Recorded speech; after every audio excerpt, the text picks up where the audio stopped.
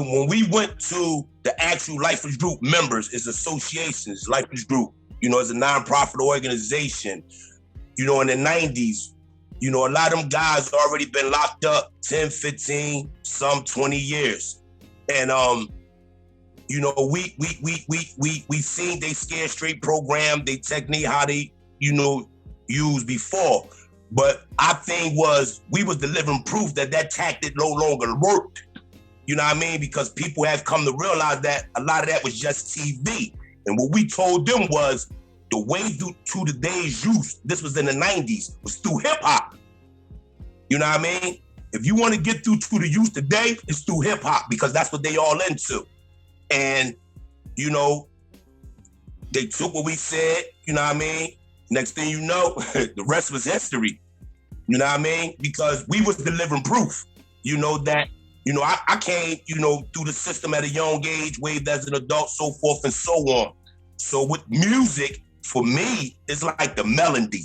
You know what I mean? It puts you in a zone, you know what I mean? Where you can think and visualize things, where you're extrapolating, you know what I mean? It just puts you in a place where it's like there's you know what I mean? Visualizing things, your future, so forth and so on. You know what I mean? For me, when I listen to certain music, it put me in certain places where I can visualize and think clearly. You know what I mean?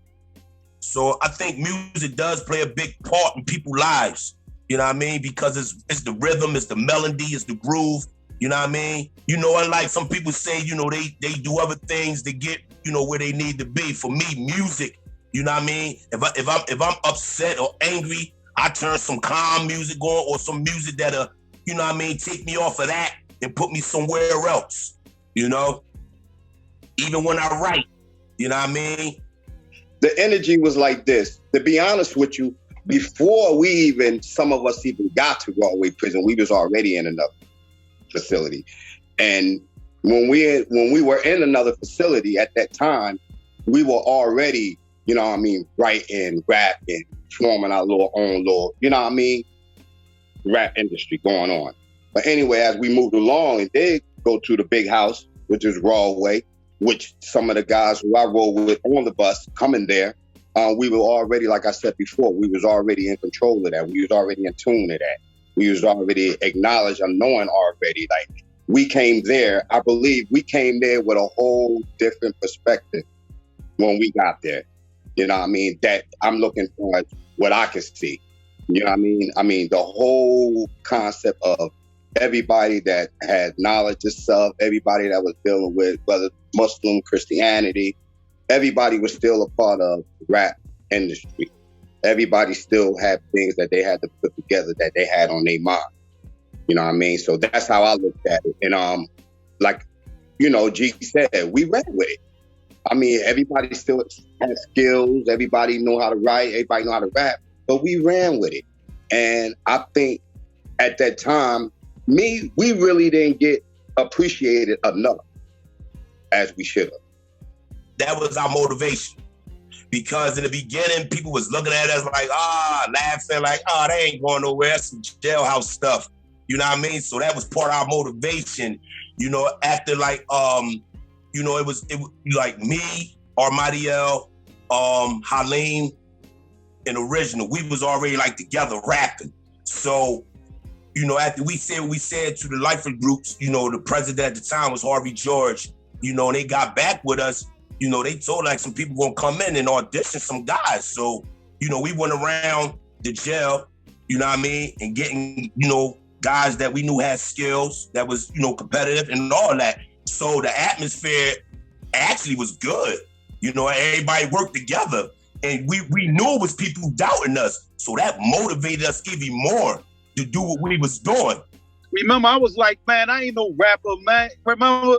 I was like, no, I ain't no rapper. Yeah. All that. So G, like G said, though, he presented it like you got to speak the language that the people can understand. You know what I mean? And hip hop is the youth media.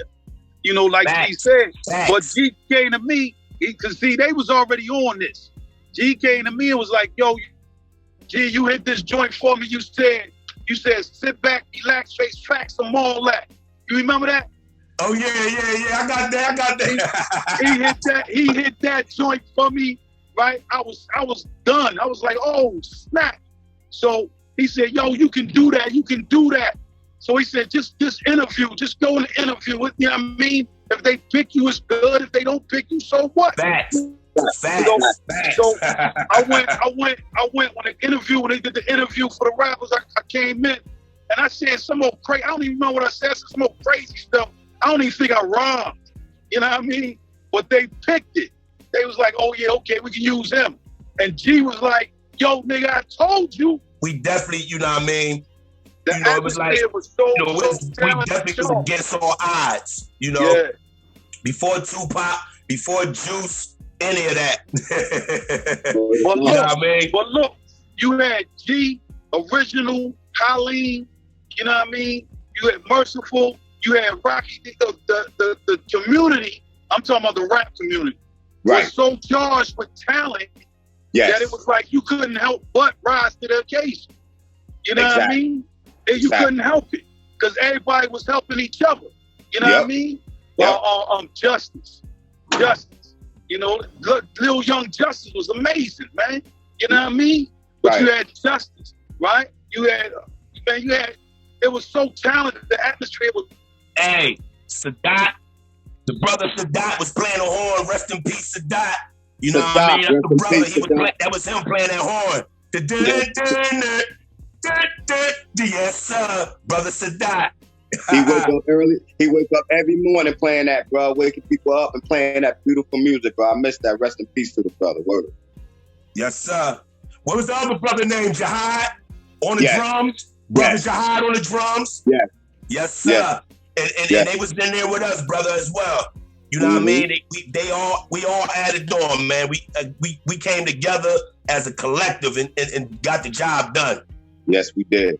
See, I was always somewhat a affiliate of the Lifers Group and knew of the Lifers Group before I even went the Rahway, because by the name of a brother Billy was in there way before I got there. I used to mess with his little daughter, so I was somewhat familiar with the Lifers Group. And with me starting out at a young age, in and out of jail and juvenile and all that, so it wasn't like no experience to the prison setting. It's just that I just elevated up to the bigger level. And you know, and when I got there, it blew my mind at first. My first venture into prison, man, it blew my mind because it was wide open. It was like anything I'd never seen before. And at that time, I knew wasn't nobody coming to save me or anyone else for that matter. And so I started out a little rough like most people, but then I began to change and reflect on a lot of different things with a lot of the old school brothers that was in there. And, you know, I became affiliated with the PRC, the Prison Representative Committee, and started doing that. And I had a lot of time. I had 25. I was just coming off of 6. And I had 25 with a 12 and a half stick. So I just began to change the direction. And at that time, me and a brother by the name of Sunshine, they didn't have a lot of rappers at that time. And the youngest started to come into the jail.